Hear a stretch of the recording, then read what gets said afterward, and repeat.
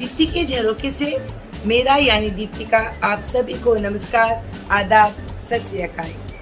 मैं कहानियाँ सुनाती हूँ और आज भी आपको एक कहानी सुनाऊंगी भोलू की, जिसका चेहरा हो गया। ऐसा क्यों, जानते हैं इस पूरी कहानी में। और आखिर में आप लोगों को टेडी बेयर डे की छोटी सी स्टोरी भी मुझे सुनानी है। जो मेरे चैनल पर पहली बार आए हैं, don't forget to subscribe my channel and press the notification bell so that you get all my notifications as and when I upload a new video। तो चलिए चलते हैं उस गांव में जहां पर भोलू रहता था। भोलू एक आदमी था जो बकरियों का और बकरों का व्यापार करता था। उसकी बहुत अच्छी बिक्री होती थी और पूरे गांव में उसका नाम था कि उसकी बकरियां बहुत ही हष्ट पुष्ट और उसके जैसी बकरी पूरे गांव में कहीं नहीं मिल सकती। लेकिन उसमें एक बुरी आदत थी। जब उसके पास खुद के पास भी इतनी सारी बकरियां थी, फिर भी वो बकरियां लोगों की चुरा करके भी बेच दिया करता। उसको चोरी की बहुत गलत आदत थी और क्योंकि उसकी चोरी पकड़ी नहीं जाती थी, उसकी हिम्मत बढ़ती ही जा रही थी। हमेशा की तरह एक रात भी भोलू बकरी चुराने के लिए चला। उसमें एक गुण ये था कि वो बकरी की आवाज निकाल लिया करता था, मैं। और बकरियां उससे आकर्षित होकर उसके पास आ जाती और जैसे ही उसके पास आती वो उनको दबोचता, पकड़ता और चुरा के ले जाता। लेकिन उस दिन की रात हर रात की जैसी नहीं थी, क्योंकि सारे गांव में इस बात का हल्ला था कि बकरियां जाती हैं तो कहाँ जाती हैं। तो सब लोग घात लगाए बैठे थे।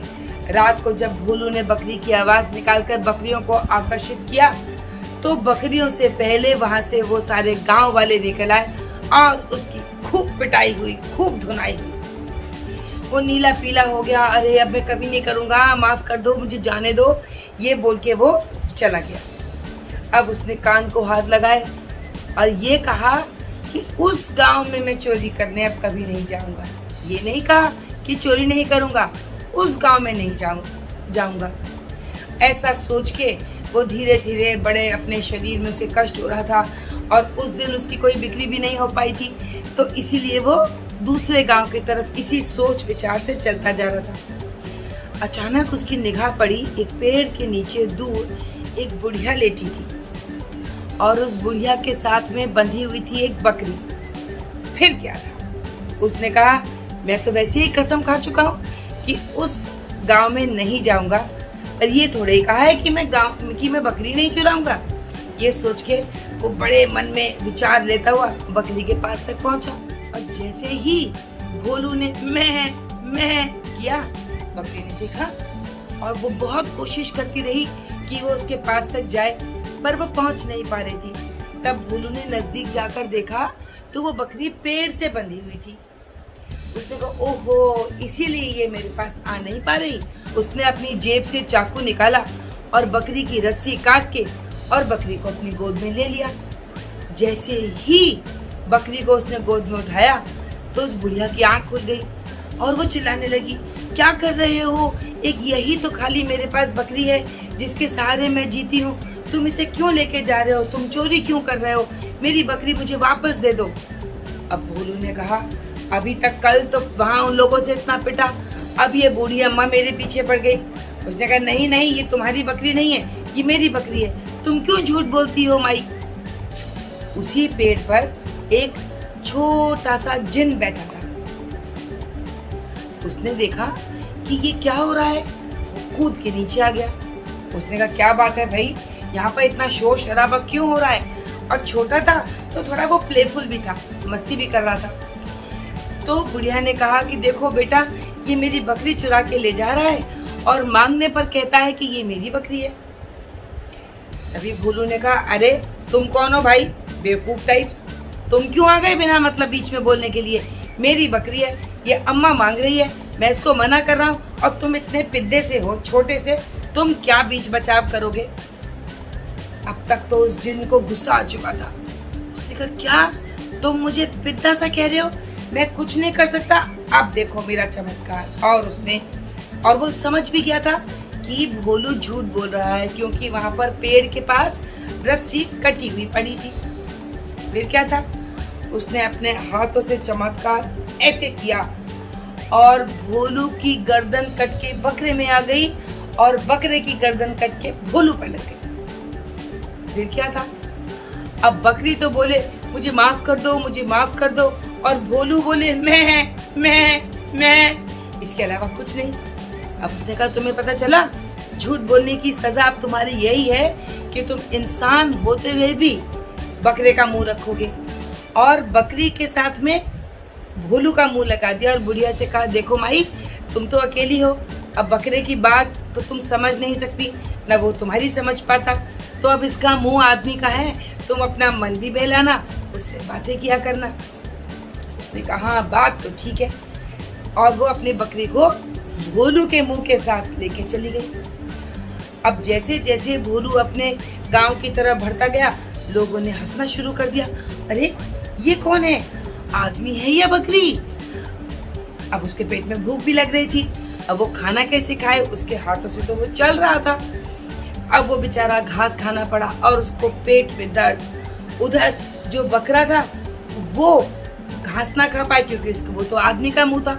इतना स्ट्रॉन्ग कंफ्यूजन हो गया, रात भर वो मैं चिल्लाता रहा। और वहां पर वो भी भोलू भी बकरे का मुंह लेकर के दुखी उदास पड़ा रहा, सोचता रहा हे भगवान कैसे भी करके सुबह कर दो और मैं उसके पास जाके उससे माफी मांगू। अगले दिन सुबह जब वो रात भर रोता रहा, कौन, भोलू, जो बकरे के बॉडी में जिसका मुंह लग गया था वो, तो उसने बूढ़ी माई से कहा कि माई मुझसे गलती हो गई, अब मैं कभी चोरी नहीं करूंगा, तुम मुझे उस जिन के पास ले चलो, वो तो उसी पेड़ पे रहता है।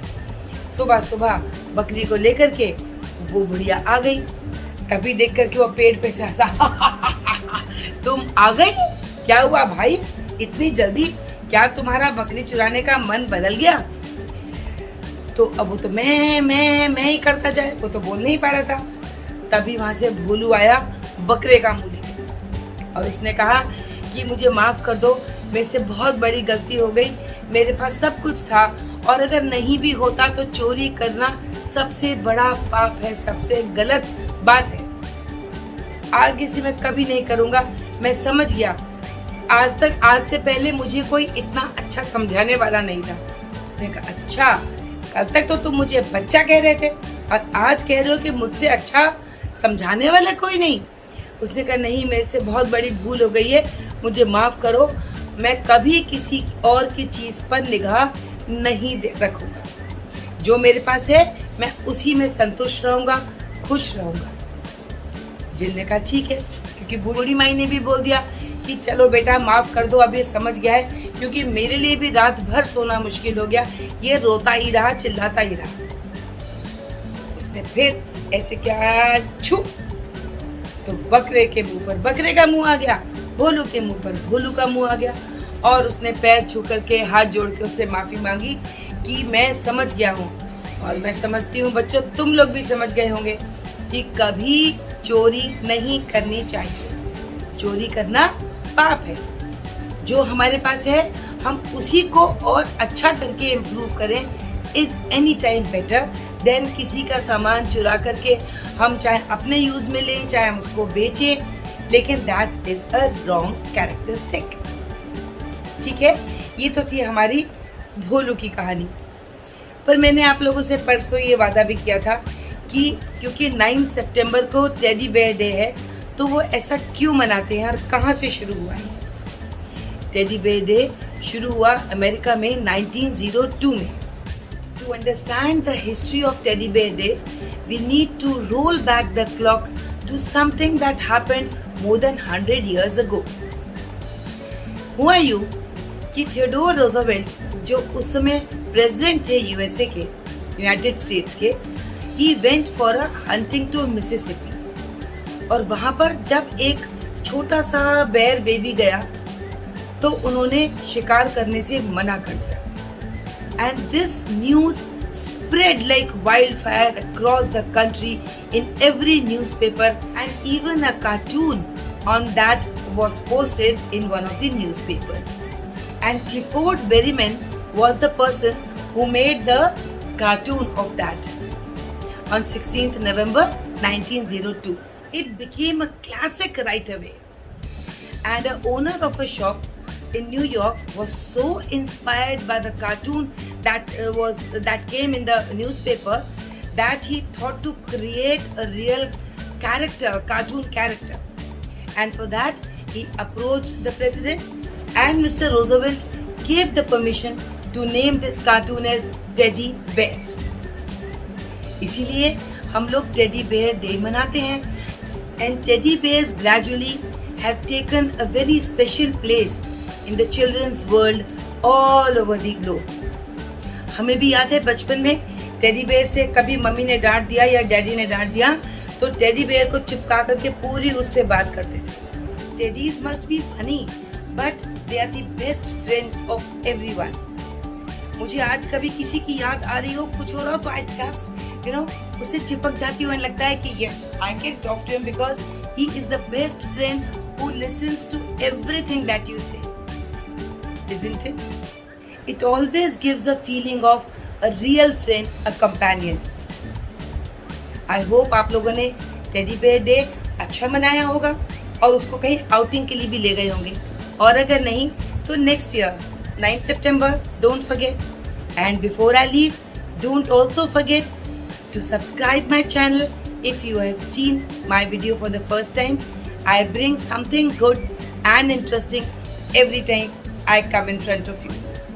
और जिन लोगों ने सब्सक्राइब किया हुआ है वो लोग भी शेयर करना मत भूलिएगा बिकॉज आपकी शेयर्स और कमेंट्स के बिना मेरा मोटिवेशन लो हो जाता है. See you next time. Till then, bye bye.